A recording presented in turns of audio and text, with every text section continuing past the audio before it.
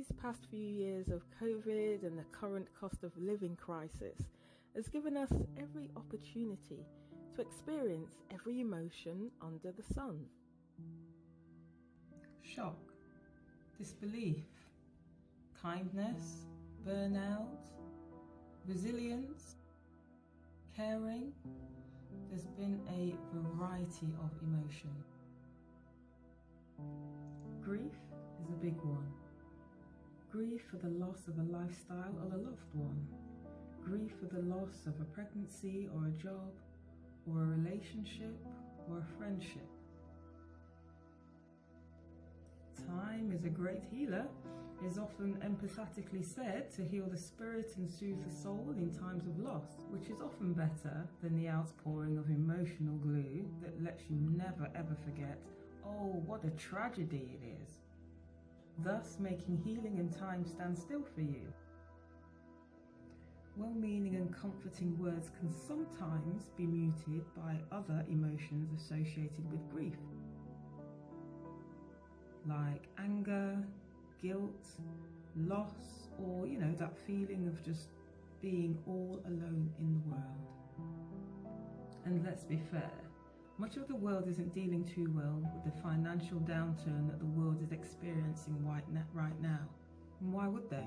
For many, this is their very first experience of something opposite to the do what you like, have what you want mantra that's been played on repeat for the past 10 years consistently. Inner emotions create a life of their own. They play in your mind with the thoughts of, I'll never be happy or I'm always alone. These inner emotions reinforce pathological thought images. Words in the mind that whisper, this is too much, or that I'll never ever get over this, they swirl in the mind and reinforce that grief swirling around in a person's being.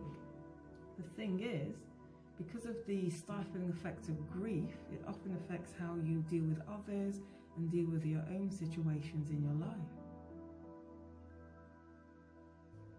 There are a lot of people that can't handle the problem that they created from the depths of their spirit. Not to worry though, there are a lot of people out there trying to figure out how to handle their grief, and while some make it happen, for others, it's an uphill battle. Now, if you're feeling that you could do with some help, here are some trusted alternatives that have lasted the test of time. Let's take a look at the top remedies that should be part of your home remedy healing kit, so you have a simple idea about each one and how they work and which is likely to work better for you. So the four we're going to cover today is Rescue Remedy, Ignatia, Nature Myrrh and Aconite. But let's start with Rescue Remedy. See, Rescue Remedy is a home favourite that can be bought from any reputable high street store, or it can be ordered online.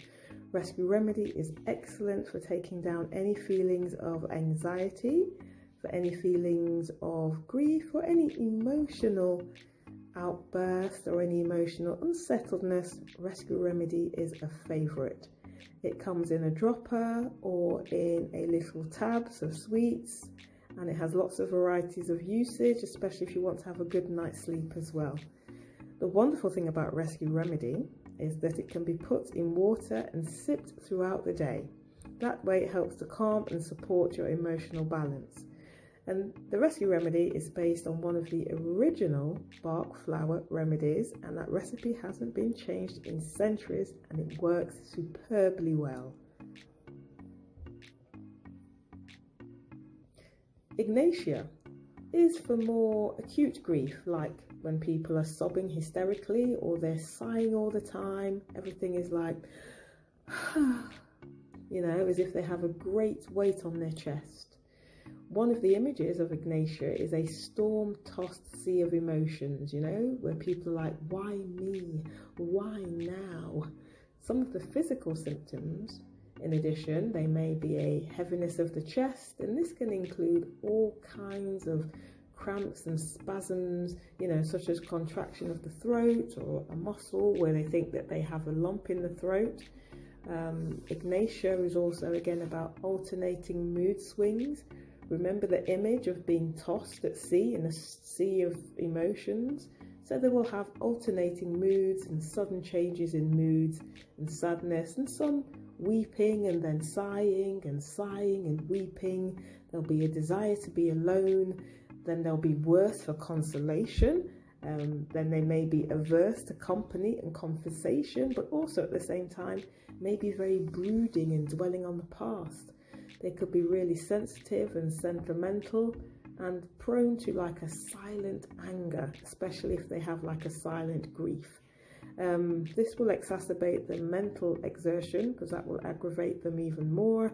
And mentally and physically, they may be exhausted by the long periods of concentrated grief.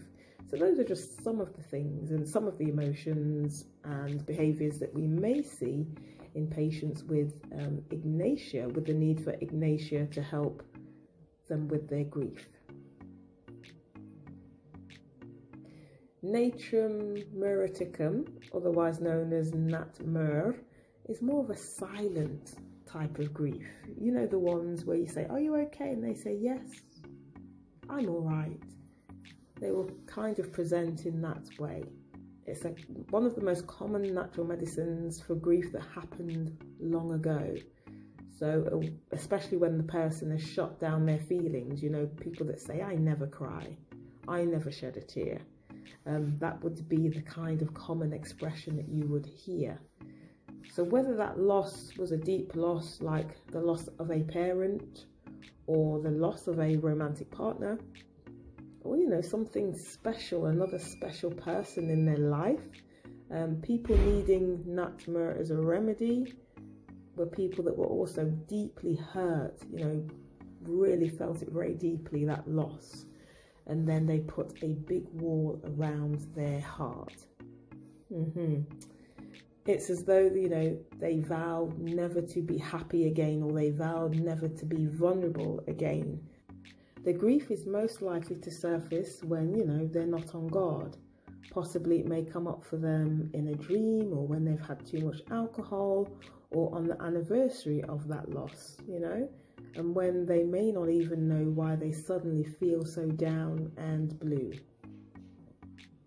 Aconite, on the other hand, is for people that have a kind of frozen grief. So they're shocked in time. They could be staring, quiet, inability to speak.